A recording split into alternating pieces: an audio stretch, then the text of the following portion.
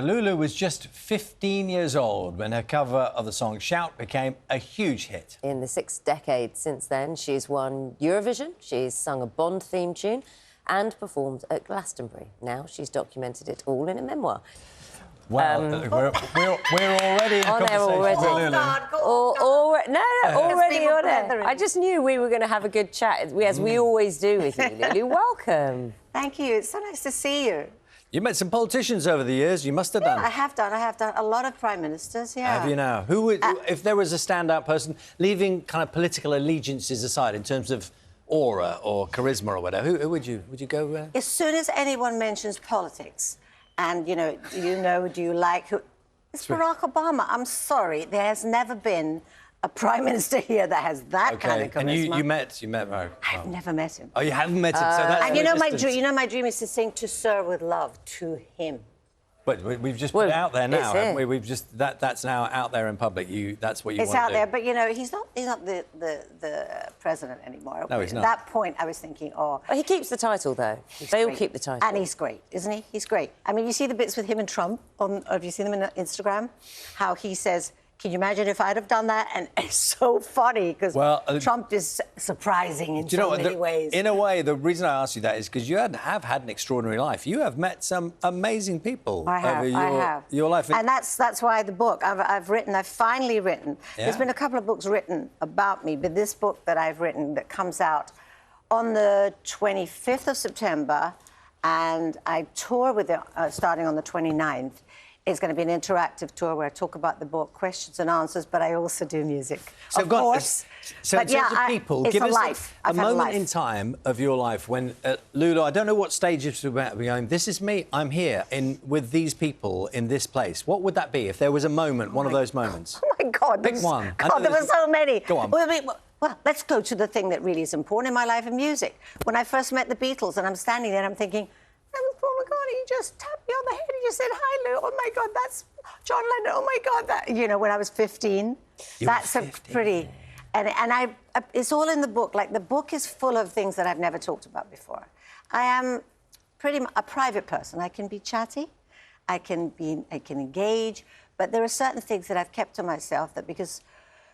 my mother's era, my era, you didn't talk about things the way they do today, the trials and the difficult times in your life. So I'm talking about everything. You're talking about mental health. That's the thing that's become very clear, and I've started my own mental health trust because of it, because of the book.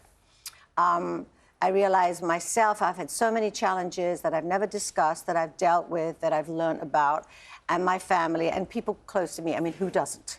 And today, what's really healthy, some people overshare, but if you can relate to something that's happened to you and you've found a way to get through a difficult time. And I also think that today, it's so crazy to me that so many kids want to be famous. And I think you have no idea what that entails, and it's quite hard. And a lot of my peers couldn't handle it because it was difficult.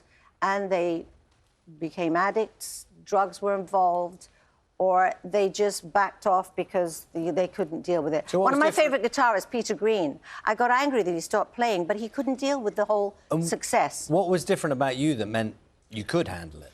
I don't think I'm different at all. I think I have had help, and I think I now, I've done... Well, I'm very inquisitive, I'm very curious. I've read every self-help book. I have a very strong spiritual path.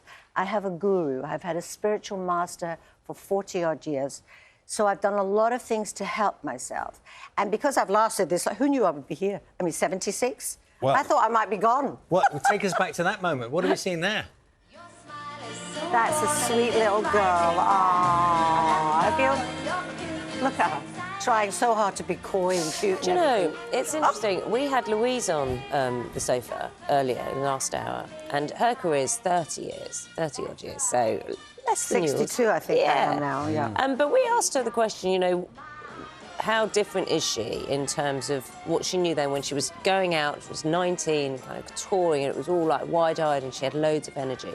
And she's now writing much more freely about herself and talking about herself. And there's a reflection, That's the temperature. That's the way the world is today. It's more open. And I think it's healthy because if you keep things to yourself, like me, what was difficult about writing this book when I decided to actually be as vulnerable as I possibly could and tell everything, I had things that I'd kept down, so they get lodged in your, you know, your whole being.